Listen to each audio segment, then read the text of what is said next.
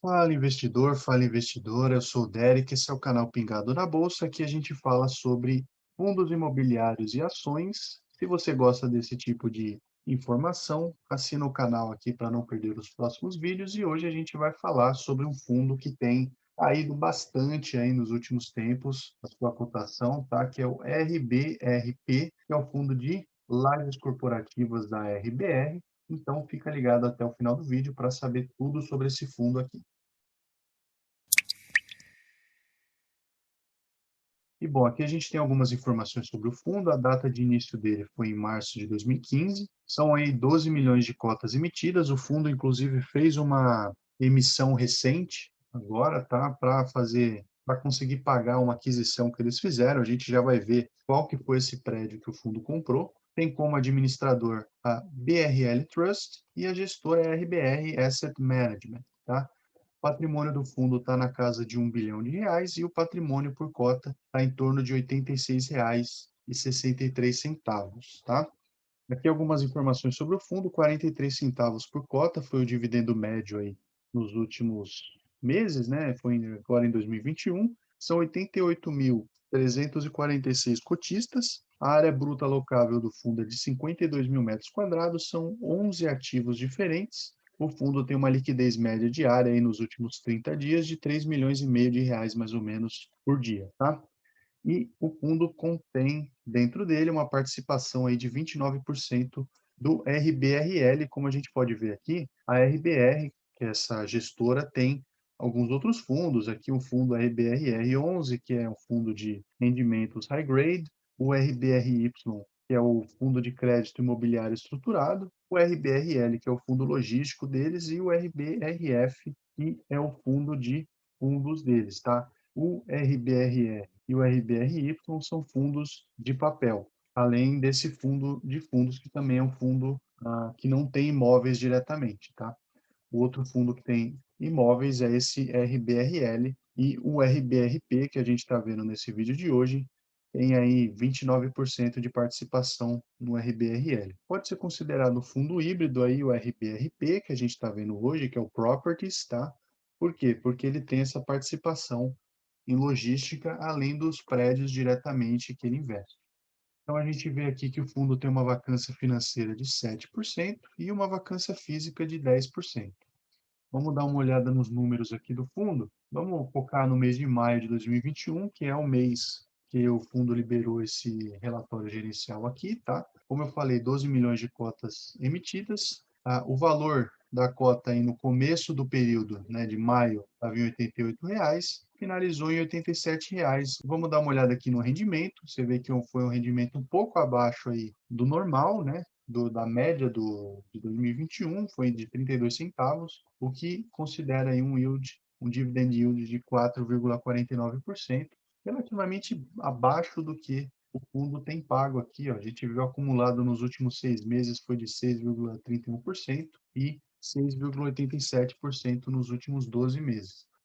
Essa baixa foi devido aí principalmente à última emissão do fundo, tá? Então, o fundo está com dinheiro em caixa para pagar principalmente uma aquisição grande que ele fez de um prédio na região do Butantã. Então, o fundo acaba tendo um certo problema, ou então o fundo acaba tendo um certo problema aí com relação ao rendimento, porque acaba baixando devido a esse volume de dinheiro em caixa. O fundo não conseguiu alocar e ao prédio vago aí, né? Porque esse prédio que o fundo comprou precisa ainda de inquilinos, tá? Então, eles até explicam aqui, o gestor explica que o fundo distribuiu 32 centavos por cota no mês de maio, mas os rendimentos mensais foram por mais um mês onerados pelo valor alocado em caixa após a quinta emissão de cotas. Entretanto, a segunda parcela referente à aquisição do edifício River One, que é aquele edifício que eu mencionei agora há pouco, consumirá aproximadamente 78% desse caixa. Então, a expectativa da gestão era finalizar a aquisição na última semana de maio, mas os cartórios aí de registro de imóveis estão operando em um ritmo bem mais lento na pandemia e a conclusão do registro do condomínio, que é uma das condições precedentes para a transação, não foi concluída. Então, a expectativa da gestão é finalizar a operação até o final de junho e, com isso, o objetivo é retomar o nível de rendimentos que eles estavam praticando antes da oferta. Por quê? Esse ativo que eles compraram vai ter uma renda mínima garantida, ou seja, só pelo fato do fundo comprar, ele vai receber todo mês um valor mínimo garantido, como se fosse um aluguel para aquele fundo, tá? Então a gente tem que tomar um certo cuidado aqui, ver se realmente as condições que o fundo comprou esse prédio não foram pioradas por questão dessa renda mínima garantida e também tem em mente que essa renda mínima garantida é paga durante alguns meses só. Então, se depois disso o fundo não conseguir inquilinos para o prédio, não vai ter essa renda mínima garantida mais, o que pode prejudicar aí o rendimento do fundo de forma permanente, né? Então, é importante a gente ressaltar que quando um fundo imobiliário tem esse tipo de mecanismo, renda mínima garantida, a gente precisa notar em quanto tempo essa renda mínima garantida vai ser garantida, né? Desculpa a redundância, e depois dessa renda mínima garantida, se o fundo não conseguir alugar o prédio que ele tem, alugar o galpão que ele tem, essa renda mínima não vai continuar. Então, pode ser que o rendimento acabe caindo, tá? Então, tem que ficar ligado sempre se o fundo que você está comprando tem renda mínima garantida. Apesar da baixa aí no rendimento, o fundo conta aqui que esses 32 centavos por cota equivale aí a 135,71% do CDI e um dividend yield aí de 4, quase 4,5%, com a cota base de fechamento de maio, tá? E 4,52% ao ano sobre a cota do patrimônio líquido.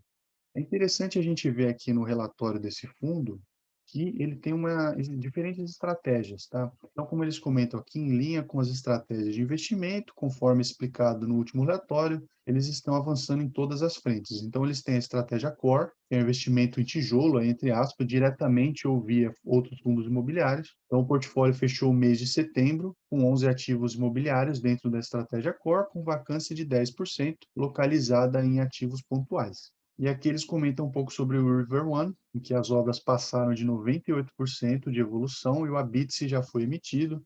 Eles estão só aguardando a documentação do registro de imóveis e poucos documentos aí da diligência para a conclusão do negócio. Então, o que a gente tem aqui, 220 milhões de reais, que eles prevêem pagar aí até o final de junho, tá? Então até o final desse mês, aí tem mais uma semana para fazer isso. Tá? E essa transação, como eu falei, foi estruturada para gerar renda imobiliária para o fundo de 7% ao ano, desde o primeiro desembolso, sendo que a partir do pagamento final, o prazo dessa remuneração garantida será de 15 meses. Tá? Então, depois desses 15 meses, é como se esse fundo tivesse esses 15 meses aí de dinheiro para garantir o rendimento do fundo, para eles terem uma certa folga aí até conseguirem alugar o prédio, tá? Mas, obviamente, como eles dizem aqui, o objetivo é alocar o prédio em até 12 meses depois da entrega e não usufruir do período de renda mínima integralmente, o que seria interessante para os cotistas, né? Porque aí você não precisa desse tipo de artifício aí para pagar o rendimento para os cotistas, tá? O que acaba facilitando, né? O ideal é que o prédio realmente tenha inquilinos que paguem aluguel, não que o prédio esteja vago, recebendo renda mínima garantida, tá? Aqui só para mostrar mais ou menos como que é o prédio é esse aqui, ele está praticamente finalizada a construção dele e a gente vê que ele é próximo aqui à ponte que leva ali até o Shopping Eldorado, aqui é a Rebouças, aqui é a Marginal Pinheiros, para quem não é de São Paulo, essa aqui é a Marginal Pinheiros, e a gente tem um metrô próximo aqui, pouco mais para cá, que é o metrô Faria Lima, aqui para cá, para baixo, a gente tem o metrô Pinheiros, tá? E por aqui, bem próximo aqui ao prédio, a gente tem o metrô Butantã. Então, é um prédio relativamente bem localizado. No geral, os prédios aqui da Faria Lima, que são mais comuns para empresas alugar escritórios, ele fica do lado de cá do rio, tá? Mas, de qualquer forma, a gestora acredita bastante nesse empreendimento, tanto que eles investiram uma parte considerável do valor patrimonial do fundo nesse prédio, tá? O fundo tem um portfólio logístico aqui, mencionado como a gente mencionou anteriormente, a exposição ao segmento logístico foi realizada através da posição no fundo RBR Log, que é o RBRL11, tá? Que eles acreditam que essa estrutura é melhor para os investimentos em segmentos específicos, pois possibilita uma liquidez parcial e pontual ao segmento. Então, eles podem realmente aumentar e reduzir a exposição a galpões logísticos com mais facilidade, porque é só eles irem no mercado secundário, ou seja, na bolsa, comprarem mais cotas ou venderem cotas do fundo RBRL.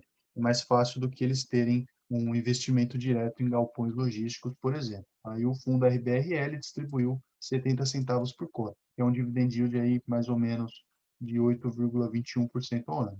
E como esse fundo é da mesma gestora, eles concederam aí de forma discricionária um desconto proporcional a tal posição na taxa de gestão do RBRP em relação ao capital alocado no RBRL. Então, eles estão dando um desconto da taxa de gestão, o que é interessante por parte da gestora, para a gente não pagar duplicado, digamos assim, essa taxa de gestão, se você for cotista do RBRP. E é interessante a gente ver aí que é uma forma da gestora evitar um certo tipo de conflito de interesse, digamos assim, tá? Eles investirem no fundo da própria gestora. Aqui na estratégia tática, eles têm alguns fundos listados, tá? Então, durante o mês de maio, eles comentam aqui que eles tiveram pequenas alterações no book tático, que vem cumprindo sua missão de estabilizar os dividendos. Então, aí, com maior alocação em tijolo direto, como a gente vê aqui, eles têm uma posição menor no book tático, mas sempre olhando aí algumas oportunidades. Então, eles têm uma parte de investimento em fundos listados, tá? Já na estratégia caixa, eles têm renda fixa, LCIs, CRIs, para ter um pouco aí de condição de utilizar um caixa caso necessário e se tiver alguma oportunidade, né? E eles estão aumentando aí essa exposição a fundos imobiliários e CRIs, diminuindo a exposição a títulos públicos, que são sujeitos à tributação. E uma estratégia de desenvolvimento que o fundo também tem, que é direto ou via outros fundos imobiliários, quando eles identificam alguma oportunidade de construir abaixo do preço que o mercado negocia os ativos no público ou privado. Aqui a gente vê que não tem ainda um projeto de desenvolvimento, tá? Mas pela gestão aqui, eles estão dizendo que vão apresentar o primeiro projeto de desenvolvimento comercial do RBRP em breve. Mas aí a gestão também diz que eles estabeleceram um limite máximo de 10% de exposição do patrimônio do fundo aí em estratégia de desenvolvimento, pelo menos nesse momento, tá? E bom, vamos dar uma olhada aqui nos resultados do fundo. Então, a receita de locação, quase 3 milhões de reais agora em maio de 2021, 1 milhão aí do RBRL, alguns rendimentos aqui de fundos imobiliários, a liquidez e o ganho de capital, totalizando 5 milhões de reais de receita. A gente teve algumas despesas aqui e o resultado de 3 milhões e 800 mil reais, 11 mil reais de reserva, o que dá um rendimento distribuído de 3 milhões 897 mil reais. A composição do rendimento aqui do fundo em maio de 2021, a gente viu que o resultado foi de 32 centavos por cota, a estratégia Core 34 centavos, algumas despesas aí na casa de 10 centavos por cota e 2 centavos aqui, pelo que dá para entender, da estratégia tática menos o imposto de renda. Então aqui a gente vê o patrimônio líquido do fundo, então temos 735 milhões em ativos imobiliários, 200 milhões no RBR Log, fundos imobiliários aqui na casa de 63 milhões, 281 milhões em renda fixa, 700 mil aí em caixa, 230 milhões de provisões e 1 bilhão de reais aí de PL em maio de 2021. Aqui só para explicar as estratégias principais do fundo, então tem a estratégia Core, tem investimento em tijolo aí diretamente ou fundo imobiliário exclusivo, a estratégia tática, que é via fundos imobiliários listados, tá? Essas arbitragens nada mais é do que comprar e vender fundos imobiliários tendo ganho de capital. Estratégia liquidez, que é renda fixa, LCI, CRIs, aí para melhorar o carrego do fundo e o desenvolvimento retrofit. Então, como a gente viu direto ou via FIIs, quando identificam oportunidades de construir muito abaixo do preço que o mercado negocia os ativos no público ou privado, tá? Aqui é interessante também que eles mostram a alocação, né, em cada uma das estratégias do fundo, então tem inclusive uma referência mínima ou máxima, tá, de cada uma das estratégias. Aqui a gente vê que na Core está acima dos 70%, então está dentro ali do esperado, tá, na alocação referencial. O tático, menos que 10%, tá, tá bem pouco, está baixo aqui, mas está dentro também do esperado. Liquidez está um pouco acima, de 20%, tá? Mais ou menos é uns 25%, e desenvolvimento zerado, tá? Mas também dentro da alocação referencial. Aqui, por estratégia, a gente vê que o fundo tem esses investimentos aqui na estratégia Core, tá? Então, a maior parte são imóveis e a gente tem aqui o River One, como eu comentei, praticamente 33% do fundo é esse imóvel River One. E o RBR Log aqui está um pouquinho abaixo, tá de mais ou menos aí 15% da alocação, tá? E aí a gente tem os outros edifícios aqui do fundo. Com relação à estratégia tática, são basicamente XPML, TEPP11 e TRNT11 e alguns outros fundos imobiliários, que representam aí menos de 0,5% do investimento total individualmente. E na estratégia liquidez, o fundo tem KNCR mais ou menos aí 1,8%, liquidez 22% e outros fundos imobiliários também, que representam menos de 0,5% do investimento total, aqui 0,3%. Aqui com relação à estratégia Core, né, via tijolo, em ativos diretos, aí, imóveis diretos, por estado aqui a gente tem 11% no Rio de Janeiro, 89% em São Paulo e por tipologia 95% de escritório e 5% outros tipos de imóveis, tá? A receita por tipo de contrato é 53% atípico, 47% típico, ou seja, está bem equilibrado aqui. IPCA 19%, IGPM 80% e INPC 1% é o índice de reajuste. A gente vê que IGPM está dominando bastante aqui. Aqui o cronograma de vencimento dos contratos, então a maior parte dos contratos vence ou em 2025 ou depois disso, e o revisional também, mais da metade é ou em 25 ou depois de 2025. Aqui pela receita potencial por cada ativo da estratégia Core, dos ativos Core e principais do fundo, a gente vê que o River One realmente domina aqui 34%, Celebration 23%, então só esses dois imóveis aqui já representam mais da metade da receita potencial dos imóveis desse fundo, tá? Então, é um ponto de atenção, sim, para você que for analisar esse tipo de fundo, assim, de imóveis e tal. Às vezes ele pode parecer diversificado, mas tem que ver qual que é essa concentração em imóveis. Mas, assim, realmente é um prédio bonito, um prédio novo, então fica aí a critério de cada pessoa que vai comprar esse fundo ou não, para saber se cabe na estratégia, se gosta do ativo ou não, se confia na gestão, é uma questão bem pessoal aí, tá? Lembrando que isso não é uma recomendação de compra ou de venda desse ativo, eu só estou mostrando aqui as informações sobre o fundo RBRP11 para você, beleza? Já aproveita, curte o vídeo aí se estiver curtindo, se estiver achando as informações interessantes e vamos continuando por aqui.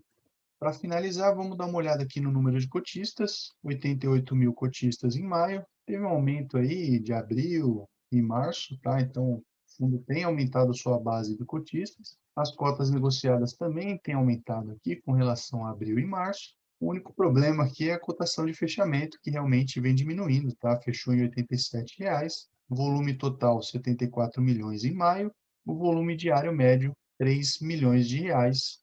Só para a gente conferir aqui, até a data de ontem, o fundo estava em R$ 80,50, que é um mínimo aí nas últimas 52 semanas, de acordo aqui com o Status Invest, tá? E saiu ali de R$ 98,00 há alguns meses aqui. Então, a gente vê aqui, lá em fevereiro, o fundo estava em R$ 98,00, teve uma queda acentuada aqui de 18%, mas se a gente for considerar os últimos 12 meses, meio que manteve estável, aqui caiu em torno de 8%.